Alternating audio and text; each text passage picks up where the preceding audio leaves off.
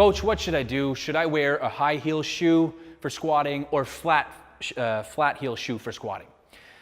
Well, my answer to that is pretty simple. If I first see you squatting, I want to see you squat with no shoes. I want to see you squatting barefoot, and I want to see if you have a proper foot mechanics.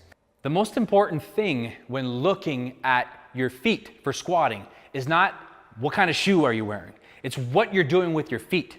Are your foot mechanics optimal? Are you screwing your feet out into the ground? Are you clawing the ground with your toes to create that proper tension at all the right places? You should have 3 points of tension underneath your feet.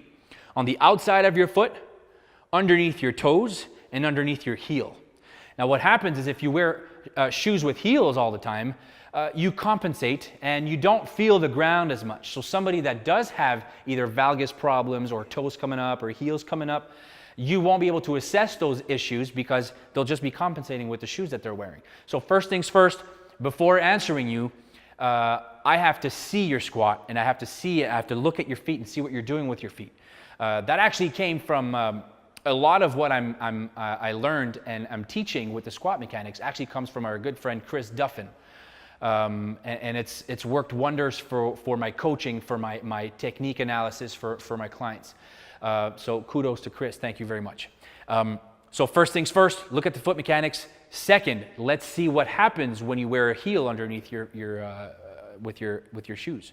So if you're wearing a heel, what happens is it puts you in a forward position. Therefore, your knees can track forward more as you're going down. Therefore, you can stay more upright. So somebody that has stronger quads would potentially benefit from squatting in high heel shoes. Somebody that's more posterior chain dominant would probably like to be closer to the ground as opposed to being up high and place more emphasis on the quads. Now, having said that, it's actually a good tool to use as a variation exercise to work on those weaknesses that you have.